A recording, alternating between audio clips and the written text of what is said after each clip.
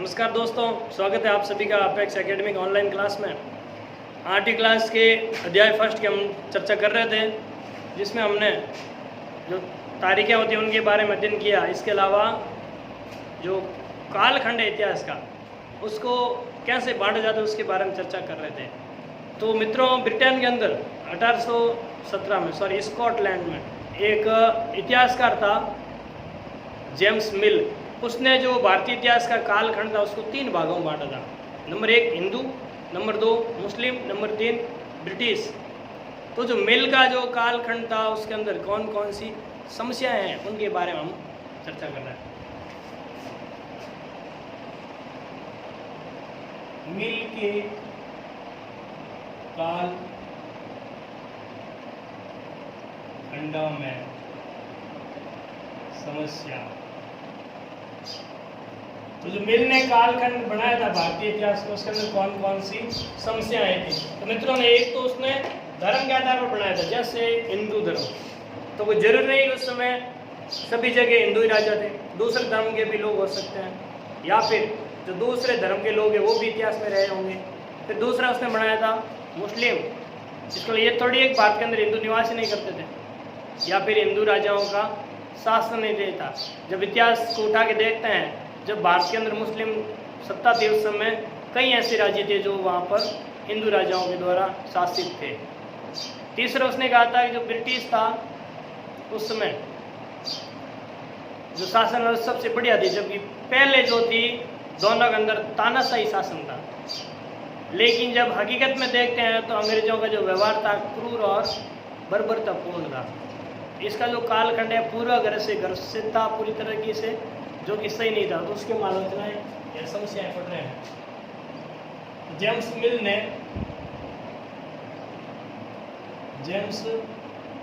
ने कालखंडों को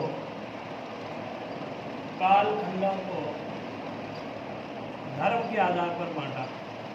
किसके आधार पर मित्रों? धर्म के आधार पर बांटा, जो कि सही नहीं था। दूसरा, जब हिंदू व मुस्लिम शासन था तब अन्य धर्म भी थे जिनके बारे में मिल ने चर्चा नहीं की। मिल ने कहा कि हिंदू, मुस्लिम और ब्रिटिश, इसका ये थोड़ी है मतलब जब सारे हिंदू थे या फिर सारे मुस्लिम थे, दूसरे भी तो थे ना, उनको भी इस कालखंड में शामिल नहीं किया, जो कि इसका सही तरीका नहीं था। मिल के अनुसार हिंदू व मुस्लिम शासक तानाशाही थे तथा ब्रिटिश शासन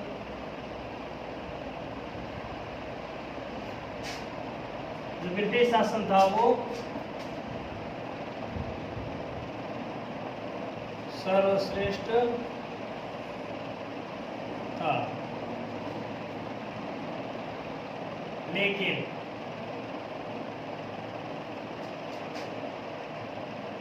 यह सर्वविदित है कि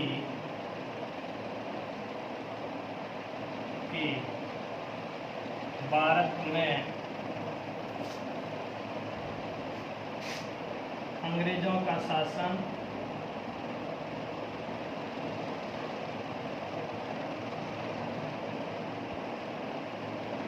क्रूर व बर्बरतापूर्ण था।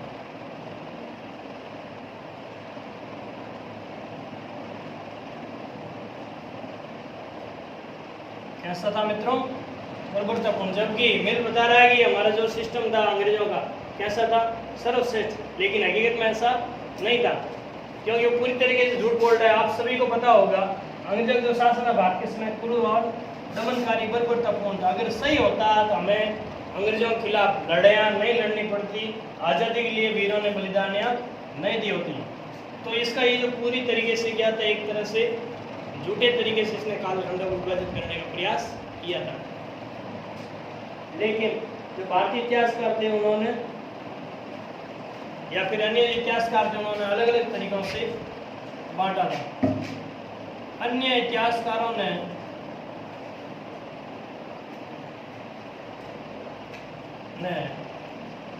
भारतीय इतिहास के कालखंडों को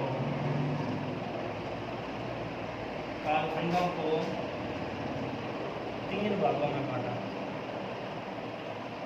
3 भागों में बांटा। तो 3 भाग कौन कौन से थे? नंबर 1 प्राचीन, नंबर 2 मध्यकालीन, नंबर 3 आधुनिक।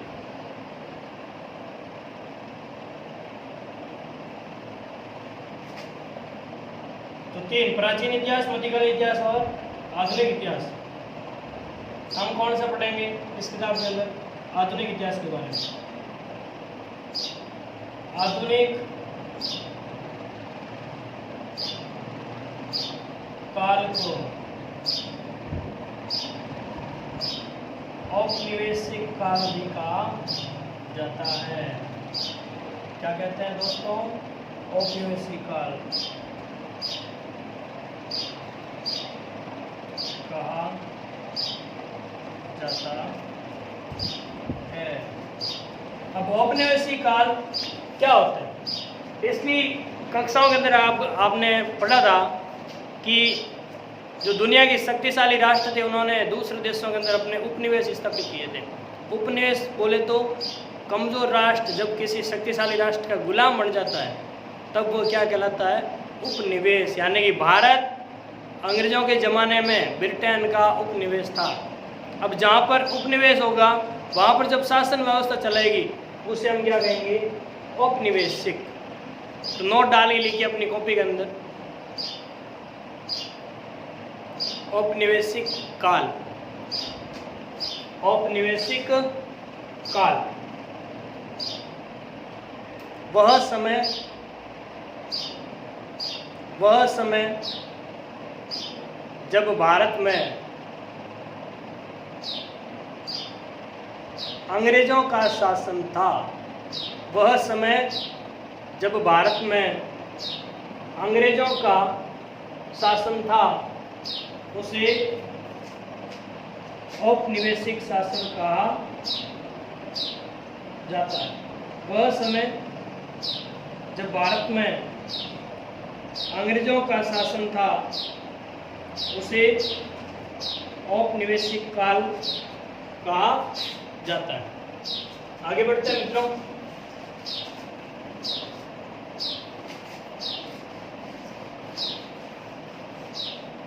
औपनिवेशिक काल वह था जब भारत के ऊपर अंग्रेजों का शासन था, उसे हम क्या कहेंगे?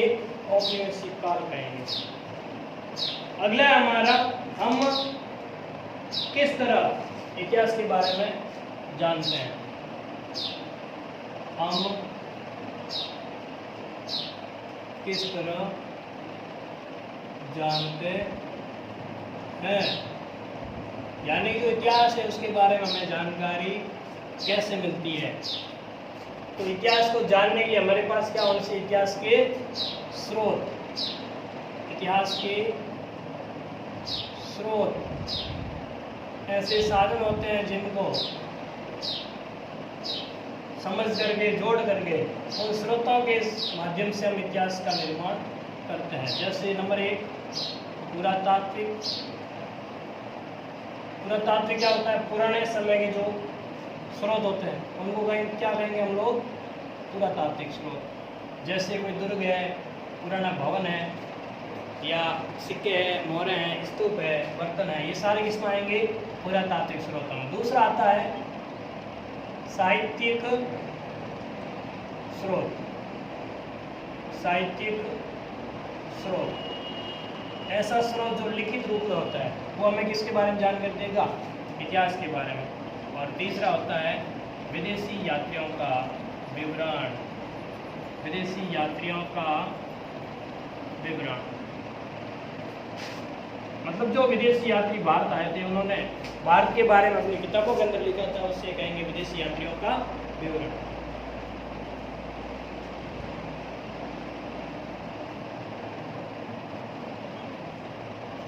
तो ब्रिटेन समय में जब हमें इतिहास के ऊपर नजर डालते हैं, सबसे ज्यादा हमारे सामने कौन सा स्रोत आता है मित्रों, साहित्यिक स्रोत।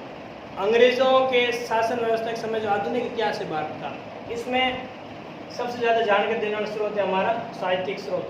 और उसके लिए अंग्रेजों ने कई सारे तरीके अपना रखे थे कि वे अपने जो भी चीज़ें लिखते थे उनको रिकॉर्ड में रखते थे। जो भी आदेश, योजनाएं वगैरह जब भी निकाला जाएगा, नए नियम बनाएंगे, कोई जांच की जाएगी, उन सारे के सारे कार्यों को अंग्रेज अपने पास में लिखते थे। और लिखने के बाद उनको एक जगह पर सुरक्षित रखा जाता था।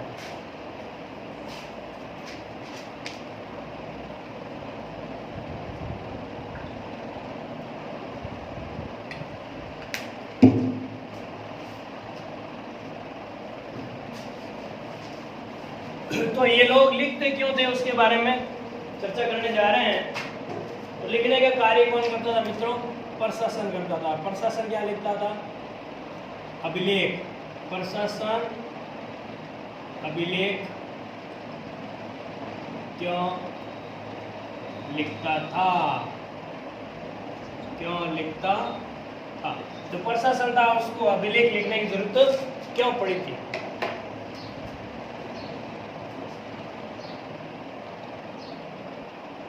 तो ब्रिटिश समय में सरकार के प्रत्येक कार्य, नियम, योजनाएं, जांच आदि को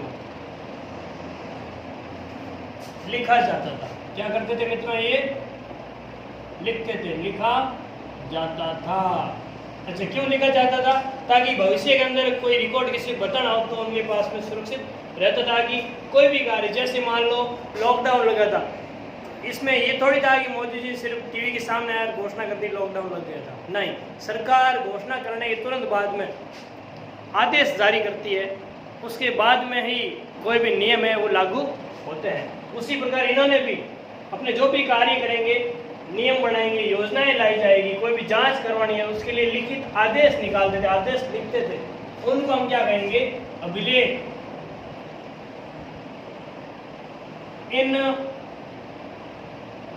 आदेशों को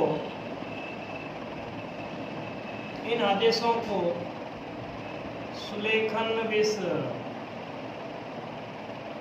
विष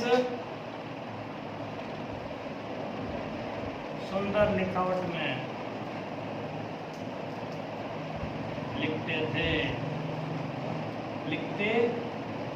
सुलेखन विष क्या होता है, जो भी आदेश लिखे उसको सुलेखन यानी बढ़िया लिखावट के साथ में लिखा जाए। जैसे एक सुलेख होता है, छोटी कक्षा में आपने लिखा होगा, सुंदर लिखावट के लिए क्या लिखते हैं, सुलेख। उसी प्रकार जो सुलेख लिखता है उससे क्या कहेंगे, सुलेखन विष या क्वेश्चन विष भी बोला जाता है। तो ये लोग क्या करते थे, सुंदर लिखावट के साथ में लिखते थे। फिर इन दस्तावेजों को, कौन से दस्तावेज, जो भी नियम वगैरह ये लिखते थे, इन दस्तावेजों को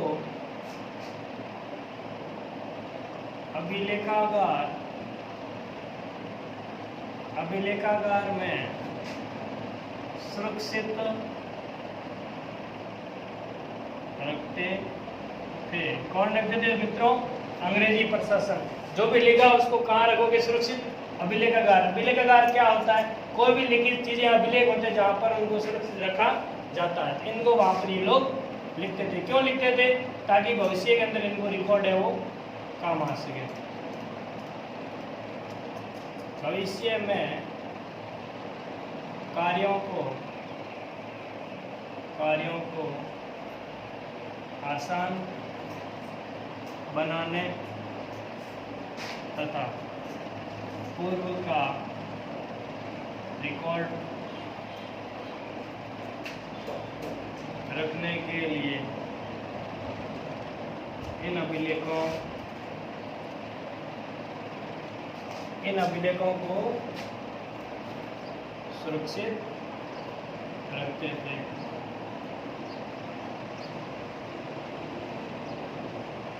सभी संस्थाएं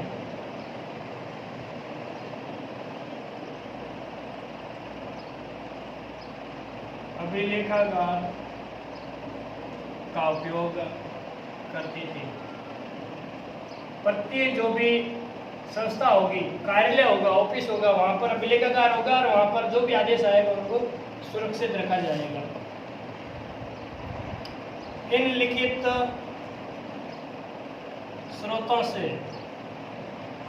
स्रोतों से हमें ब्रिटिश भारत, वो भारत जब ब्रिटेन का शासन उसे कहेंगे ब्रिटिश भारत, तो ब्रिटिश भारत के इतिहास को जानने में मदद मिलती है।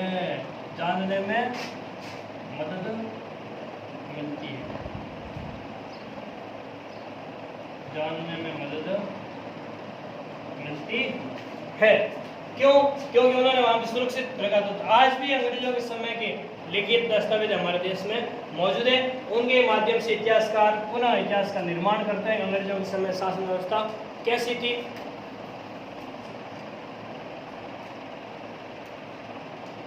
इनके अलावा संस्थाओं के बीच या जो भी बड़े बड़े अधिकारी थे, संस्थाओं या अधिकारियों के मध्य पत्राचार होता था। वह भी इतिहास का महत्वपूर्ण स्रोत है।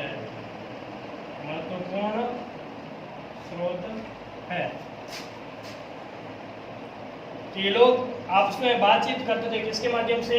पत्राचार, पत्र लिखते थे। जैसे मान लो कोई अधिकारी लाहौर में बैठा है, उसको दिल्ली सूचना भेजनी है, किससे भेजेगा? पत्राचार की। लाहौर की हालत कैसी है, या फिर जो राजस्थान था वहाँ पर क्या हो रहा था, मद्रास में क्या हो रहा था, इस प्रकार आपस में ये लोग बातें करते थे। उनसे भी हमें तत्कालीन भारत के बारे में जानकारी मिलती है। मित्रों आगे बढ़ते हैं, थोड़ा टॉपिक और है हमारा।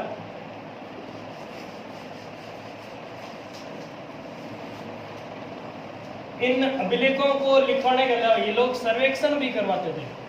समय समय पर क्या करवाते थे? सर्वेक्षण बोले तो सर्वे करवाते थे भारत के अंदर कहां पर क्या क्या हो रहा है।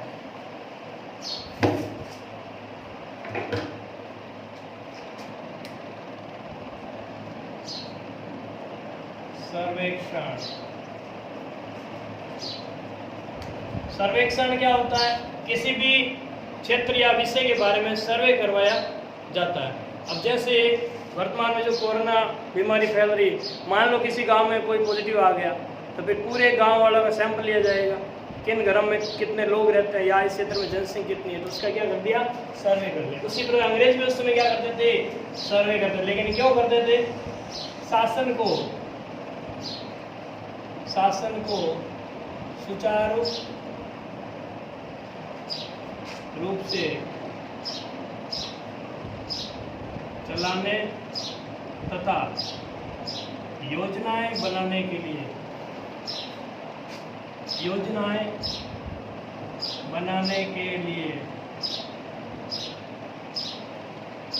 सरकार सर्वेक्षण या सर्वे करवाती थी। क्यों करवाती थी? ताकि शासन चलाने में किसी प्रकार की समस्या या फिर योजना बनाने। अब जैसे कोई योजना बनानी है तो पहले देखा जाएगा कि लोग कितने हैं, कहाँ पर क्या, उसके हिसाब से सर्वेक्षण करवाते थे। इसके अलावा इन्होंने भारत का मानचित्र तैयार करने के लिए, भारत के नक्शे बनाने के लिए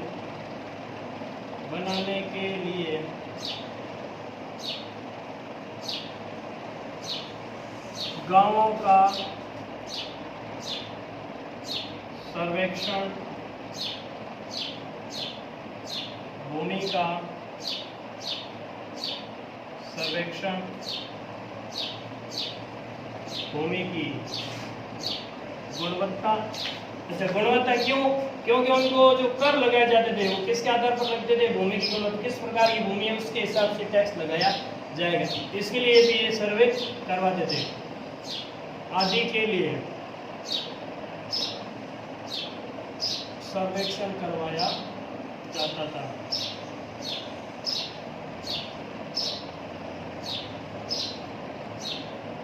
आदि का यानी कि जो नक्शा बनाना है देश का, तो उसके लिए गांवों का, भूमि का और भूमि की गुणवत्ता का सर्वेक्षण करवाया जाता था। इसके अलावा 1872 में पहली बार जनसंख्या जनगणना की गई। क्या की गई थी मित्रों? जनगणना। तो भारत के अंदर प्रथम जनगणना कब हुई थी? 1872 में हुई थी। किसके समय? अंग्रेजों के समय। क्यों करवाई गई? जनगणना से